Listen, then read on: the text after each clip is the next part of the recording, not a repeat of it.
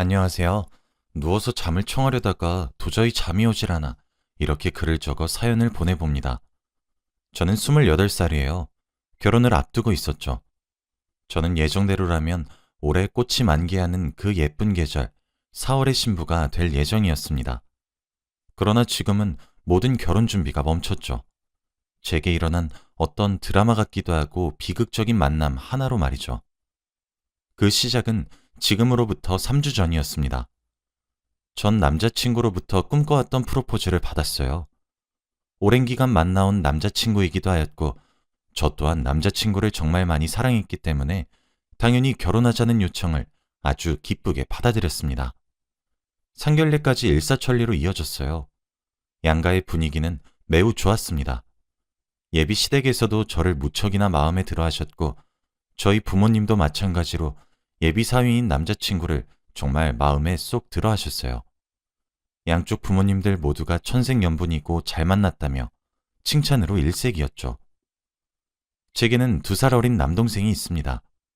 유달리 저를 챙겨주는 동생이지만 오빠 같은 존재인데 제 동생마저도 남자친구를 형이라 부르며 잘 따르는 것을 보니 내가 참 좋은 사람을 만났구나 하며 매일을 행복에 겨워했죠. 그러다 3주 전 남자친구의 가족 모임에 초대를 받게 되었습니다. 예비시댁에서는 특히 예비 시어머님이 저를 예뻐하셨어요.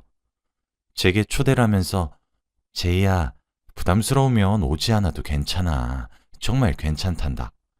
난 그냥 예비 며느리라고 널 자랑하고 싶어서 초대한 건데 그런 건 너희가 식을 올리고 나서 천천히 할 수 있으니까 부담스러우면 다음에 같이 참석하도록 하자. 라고 하셨죠. 저는 예비 시어머님께 예쁨 받고 싶은 마음에 아니요 어머님, 저 그날 시간 널널해요. 예쁘게 차려입고 참석할게요. 라고 가족 모임에 참석한다고 얘기를 드렸습니다. 예비 시어머니는 제이야 너무너무 고마워. 네 덕분에 내 어깨가 아주 그날 으쓱거릴 거야. 그날 보자 하셨어요. 예비 시어머니가 뛸 듯이 기뻐하셨다는 남자친구의 말을 들으니까 저도 너무 기분 좋았죠. 그런데 지금 생각해보면 그날 가지 말아야 했습니다. 예비 시어머니께서는 우애 좋은 이모님이 하나 있어요. 남자친구에게 이모가 되시는 분이시죠. 자매 사이가 엄청나게 돈독해 결혼 후에도 같은 아파트 바로 옆동에 함께 살 정도로 서로를 위한다고 하더라고요. 그래서 예비 시어머님과 그 이모님은 거의 매일같이 서로의 집에 놀러도 가고 함께 차를 마시러 가기도 한다고 들었습니다. 한 달에 한 번씩 각자 가족끼리도 함께 모여서 술도 한잔하며 가족 간의 모임을 한다고 하더라고요. 저는 그 모임에 초대를 받은 것이었죠. 사실 결혼한다는 사실이 믿기지 않고 종종 현실성이 없었는데 그런 모임에도 초대받고 심지어 저를 자랑하고 싶어 하신다는 것을 들으니까 뭔가 가족으로서 인정을 받은 느낌이 들었어요. 저는 당연히 예비 시어머니의 길을 살려주기 위해 저녁 모임을 위해서 그날 아침부터 때 빼고 광을 냈습니다. 며칠 전에 미리 백화점에서 쇼핑해놓은 단아하고 단정한 하늘색 원피스를 입었고 예비 시어머니와 이모님께 드릴 작은 선물도 하나 준비했죠. 미용실에 들러서 머리도 세팅했습니다. 남자친구는 차를 타고 데리러 왔고 저와 남자친구는 늦지 않게 모임 장소에 도착을 했어요. 준비했던 선물을 예비 시어머님께 건네며 어머님, 며칠 전 백화점에 갔는데 이거 자매끼리 하면 너무 예쁠 것 같고 어머니께 특히나 스카프가 너무 잘 어울리시는 것 같아서 어머니 생각나서 하나 샀어요. 작지만 받아주세요. 라고 말하며 건넸습니다. 예비 시어머니는 기분이 무척 좋아 보이셨고 우리 예비 며느리는 정말 센스가 좋네. 어쩜 누굴 닮아서 이렇게 보는 눈이 탁월하고 좋을까? 라고 하시며 이모님께 자랑했죠. 그때였습니다. 그 자리에 있어선 안 될 사람이 보였어요. 저희 예비 시어머니께 어머 언니, 예비 며느리가 그리도 좋소? 아이고 부러워라. 어쩜 색깔이 이렇게 곱대? 내 것까지 준비한 것 봐. 아주 센스가 흘러넘치는구만. 우리 언니는 좋겠수다. 라며 다가오고 계신 남자친구의 이모님 옆자리에는 바로 저를 온갖 방법으로 학창시절에 미친 듯이 괴롭혔던 사람이 앉아 있었어요. 사실 저는 고등학교를 자퇴했습니다. 검정고시를 쳤고 대학에 입학했죠. 제가 어린 나이에 고등학교를 때려치고 검정고시를 준비했던 이유는 학창시절이 너무나도 괴로웠기 때문입니다. 여러분들은 누군가가 본인을 미치도록 싫어하거나 증오하는 것을 겪어본 적이 있으신가요? 그거 정말 사람이 피가 바짝바짝 마릅니다. 저는 왕따를 심하게 당했어요. 제가 왕따 당한 이유조차 지금 가만 생각해보면 참 어이가 없죠. 저는 남녀공학에 다니고 있었는데 주동자인 친구가 짝사랑하는 선배가 제게 관심이 있다고 표현한 뒤부터 제 고등학교 학창시절은 곤두박질치기 시작했습니다. 심지어 주동자와 저는 같은 반이었어요. 정말 이건 신의 장난인가? 라는 생각이 절로 들었죠. 돈을 빼앗기는 일은 일상이었습니다. 행동이 조금이라도 느리거나 저로부터 뺏어가는 돈의 양이 성에 차지 않으면 심심치 않게 손이 제 얼굴로 올라왔죠. 생일에 엄마와 아빠가 저 입으라고 정말 비싼 패딩을 사주면 뭐하나요? 학교에 입고 가면 빼앗길 것이 뻔한데요. 저는 고등학교를 다니며 교복을 정말 자주 샀습니다. 갑작스런 성장기가 찾아와서가 아니라 교복이 너무 빨리 해졌기 때문이죠. 맨날 첫날 맞고 다니고 땅에 끌리니 빨리 해질 수밖에 없었습니다. 선생님께 왜 말하지 않았냐 하시는 분 계시겠죠? 처음엔 저도 선생님께 울면서 너무 힘들다 도와달라고 도움을 요청했었습니다. 근데 선생님은 그 다음날 아침 조회 시간에 저와 주동자인 친구를 교실 앞에 불러내시고는 이제 화해하고 친구끼리 사이좋게 지내라고 말씀하셨어요. 그러고 화해의 악수를 시키셨습니다. 그날을 기점으로 더 나빠질 것도 없다고 생각했던 제 학창시절은 더더욱 나빠졌어요. 놀랍게도 말이죠. 주동자인 친구를 필두로 저를 향한 괴롭힘은 점차 노골적이고 수위가 점점 높아졌습니다. 같은 반 남자인 친구들이 그 괴롭힘을 말려준 적이 있었어요. 제이에게 너무 심한 것 같은데 적당히 좀 하라고 말이죠. 근데 그렇게 남자인 친구들이 말려주면 저는 온갖 조롱을 당했고 더 심하게 괴롭힘을 당했습니다. 어느새 쟤를 꼬셨냐면서 얻어맞았죠. 막상 저는 아무것도 하지 않았는데 말이에요. 그 당시엔 지금처럼 스마트폰이 많았을 시기가 아니라 문자가 보편화되어 있었어요. 제 번호는 불특정 다수에게 공개되었고 미친 듯이 문자가 왔었죠. 그중 아직도 선명하고 토시 하나 틀리지 않게 기억하는 문자가 하나 있었어요. 주동자인 친구가 보낸 거였죠. 점점 그 아이가 무서웠고 두려웠어요. 아무 말도 하지 않고 그저 잘 지낸다고 부모님과 동생에게 말해왔지만 저도 사실 제가 말을 해줄 때까지 가족들이 기다려준 사실도 알고 있었습니다. 그래서 더욱 아무런 말도 할 수 없었죠. 의지를 잃었던 저는 결국 정말 그랬으면 안 되었지만 그렇게 가족의 가슴에 큰 대목을 쾅쾅 받게 되었죠. 다행스럽게도 그날 일찍 집으로 귀가한 남동생이 저를 발견하자마자 119에 신고를 했고 빠른 응급처치로 저는 정신을 차릴 수 있게 되었습니다. 제가 병원에 있는 동안 미리 써놓았던 유서가 발견되었고 하마터면 딸을 잃을 뻔하셨던 저희 부모님은 거세게 항의를 했고 주동자였던 아이는 강제 전학을 가게 되었죠. 그리고 괴롭힘에 가담한 아이들 모두 처벌을 피하지 못했습니다. 그러나 이미 극단적인 선택을 각오했을 만큼 벼랑 끝에 몰려 있었던 저는 학교에 적응을 하지 못했고 자퇴를 했어요. 정신적인 트라우마가 너무 심하게 남아서 매일 악몽을 꾸기 일쑤였습니다. 그때부터 제 남동생은 제게 오빠 같은 사람이 되기 시작했어요. 검정고시를 준비하기 위해 독서실을 가게 되면 항상 저를 데리러 와주고 고민 있으면 자기한테만 살짝 말하라며 굉장히 의젓하게 굴었죠. 저는 가족들에게 깨지기 쉬운 유리구슬 같은 존재가 되었고 그런 따뜻한 관심과 사랑 그리고 보살핌 덕에 이제는 많이 극복했습니다. 그렇게 저는 대학에 진학하게 되었고 지금의 남자친구를 만났어요. 저보다 2살이 많았던 선배였죠. 참 다정다감한 사람이고 마음이 따뜻한 사람이라서 끌렸습니다. 자연스레 사귀는 사이로 발전했고 사귄 지 한 2년 정도 되었을 때 울면서 고백했던 제 과거 이야기에 눈물을 흘려줬어요. 저를 꼭 안으며 얼마나 힘들었겠냐, 버텨줘서 고맙다, 그러며 우는 남자친구의 모습에 저 또한 아이처럼 목 놓아 울어버렸죠. 저는 그런 모습에 결혼을 결심했었습니다. 이렇게 마음이 따뜻한 남자라면 행복할 것 같았거든요. 종종 악몽을 꿔서 울면서 일어나면 남자친구는 어느 시간이든 저를 꼭 껴안고 등을 토닥거려 주었습니다. 지금은 10년 정도 된 이야기지만 아직까지도 간혹 저의 발목을 잡고 놓아주지 않는 그런 이야기예요. 여전히 지금도 그때를 생각하면 참 괴롭습니다. 남자친구는 종종 이모님네 가족 얘기를 많이 했었어요. 엄청 친한 사촌 여동생이 하나 있다고요. 저와 같은 나이라서 둘이 친해지면 좋겠다고 본인이 생각하기엔 사촌이 아니라 진짜 내 친동생 같고 어렸을 때부터 같이 자라와서 특별하다고요. 그런 이야기를 들을 때 저는 항상 와, 오빠, 너무 궁금해. 그럼 우리 결혼 준비할 때 한번 만나는 자리 만들자. 나도 얼른 친해지고 싶네. 라고 말했었죠. 남자친구의 이야기를 전해 들었을 땐 그냥 마냥 천진한 사람이겠거니 생각했습니다. 남자친구는 간혹 동생이 철없이 굴던 시절이 있었다며 그때 집안이 풍비박산 나는 줄 알았다고 분위기가 살벌했다고 그런 말들도 그냥 사춘기를 심하게 겪었나 보네 하고 넘겼었어요.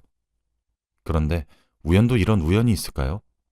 가족 모임 자리에 계신 남자친구의 이모님 바로 옆자리에 앉아있던 사람이 있었다고 했잖아요. 바로 남자친구의 사촌 여동생이었죠. 그런데 그 사람은 제 학창 시절을 나락으로 떨어뜨려준 10년이 넘어가도 트라우마에 시달리게 살게 해준 우리 가족 가슴에 대못을 받게 만든 주동자 아이였습니다. 바로 알아봤어요.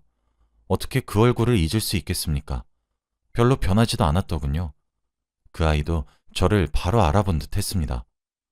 허공에서 눈이 수초 동안 마주쳤죠. 순간 귀에는 아무런 소리도 들리지 않았어요. 삐 하는 소리만 들렸습니다. 저는 눈이 마주치고 나서 고개를 바로 돌렸어요. 괜찮다고 생각하며 이제껏 지내왔는데 전혀 아니더라고요. 어느새 저는 그 고등학교 시절의 나로 돌아가 있었고 온몸이 굳어버렸죠. 한 발자국 떼는 것도 힘겨웠어요. 아무런 대꾸도 대답도 하지 못하고 몸을 돌려 그 자리에서 빠르게 도망치는 일 말고 제가 할 수 있었던 일은 없었어요. 예비 시어머니와 이모님을 비롯해 모두가 놀랐고 당연히 남자친구는 제 뒤를 따라 나왔죠. 한참을 뛰어 도망을 치고 멈춰서 숨을 천천히 골랐습니다. 남자친구는 갑자기 도망친 제게 화도 내지 않고 달랬어요. 제이야, 왜 그래? 무슨 일 있어? 갑자기 뛰쳐나가면 어떡해. 나 놀랬어. 저는 눈에서 눈물이 쏟아졌습니다. 남자친구는 당황하며 제이야, 왜 울어? 나 지금 너 탓하는 거 아니야. 진짜 걱정돼서 물어보는 거야. 왜 그래? 무슨 일 있었어? 몸이 안 좋아? 응?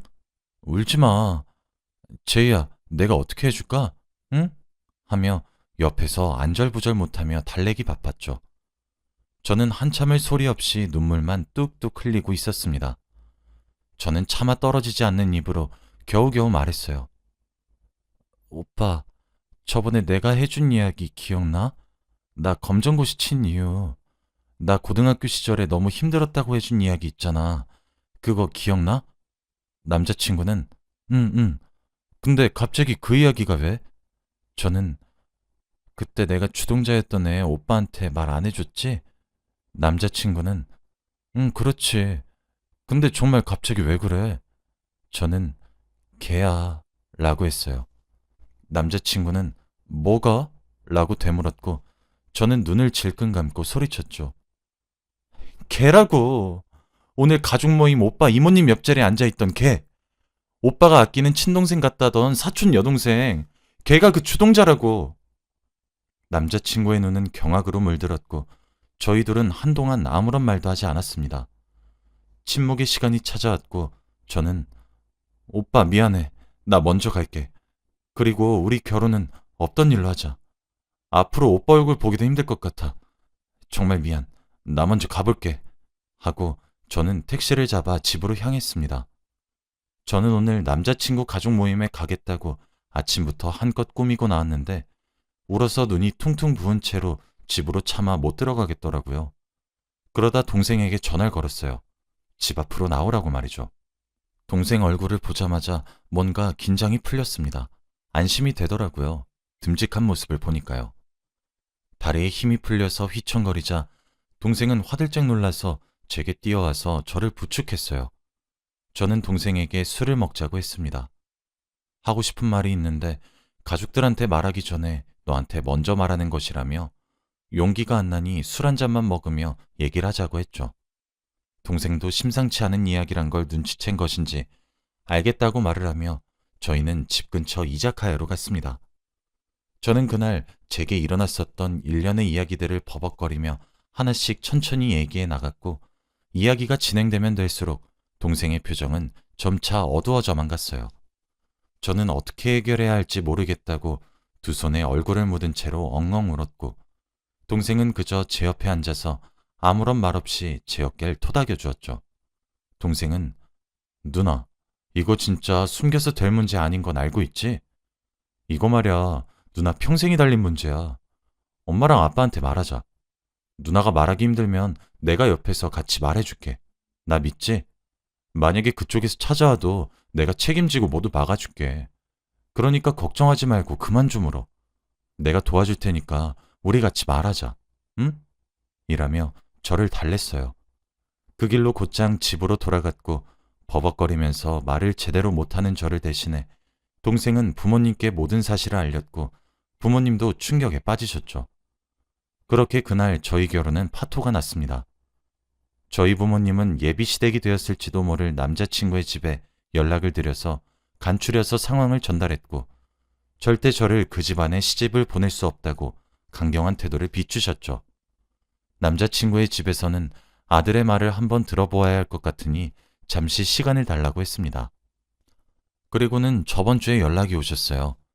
제게 결혼을 강요하진 않겠지만 만일 하게 된다면 책임지고 엮이지 않게 해주겠다고 약속하시며 제 결정을 존중하겠다는 말을 하시더라고요. 그 이후로 너무 괴롭습니다. 가족 모임이 있던 날 이후로 남자친구는 매일매일 저희 집으로 찾아와요. 자기 전에 장문의 문자도 매일 보내고요. 엊그제는 찾아와서 배를 누르더라고요. 보통 집 앞에서 저보고 나와달라 기다리기만 했던 사람인데 집으로 들어왔습니다. 그러고는 저희 부모님께 무릎을 꿇고 부탁을 하더라고요. 어머님, 아버님, 지금 하시는 걱정 모두 다 알고 있습니다. 그래도 한 번만 제게 기회를 주실 수 없으신가요? 저 제이 너무 많이 사랑하고 있어요. 제이가 저희 본가 근처로 올 일도 없게 할게요. 시댁과 연관되지 않게끔 제가 중간 역할 잘하겠습니다. 저희 부모님도 사실을 아시고 제이 결정을 가장 많이 존중을 하시겠다고 하셨어요. 제가 더 이상 제이가 그 아이와 엮이지 않게 노력할게요. 아니, 노력하는 것뿐만 아니라 엮이지 않게 할게요. 맹세하겠습니다. 제가 연을 끊을게요. 그러니 밀어도 좋으니 파혼만은 하지 말아주시면 안 될까요? 제발 부탁드립니다, 어머님, 아버님. 이라며 울면서 애걸하였습니다. 그러고 제게도 제이야, 제발, 진짜 제발, 밀어도 좋으니 제발 헤어지자고 하지 마. 어? 제발, 내가 연을 끊고 안 보고 살면 안 될까? 너한테 상기시킬 수 있는 어떠한 행동도 안 할게. 제발, 응? 하며 우는데 정말 가슴이 미어지더라고요. 일단 부모님이 살살 달래서 집으로 돌려보냈습니다. 조금 전에도 남자친구는 자기를 버리지 말아달라며 장문에 연락이 왔네요. 저는 어떻게 해야 할까요? 저도 남자친구를 정말 많이 사랑하고 있어요. 그런데 어떻게 이런 우연이 있을 수 있나요? 저는 언제까지 그 아이의 그림자에 가려져 행복을 포기하면서 살아야 할까요? 제가 정말 결혼을 하게 되면 괴롭고 힘든 상황을 피할 수 있을까요? 저는 이 사람 없이 산다는 상상을 단 한 번도 해보지 않았습니다. 첫사랑이자 첫 남자고 결혼을 하고 싶었던 사람이니까요. 제가 그리는 미래 한켠에 당연하게 자리를 잡았던 사람입니다. 하루가 다르게 몸과 마음이 무너져 내리는 기분이에요. 저는 어떻게 해야 할까요? 제 사연은 여기까지입니다. 들어주셔서 감사합니다.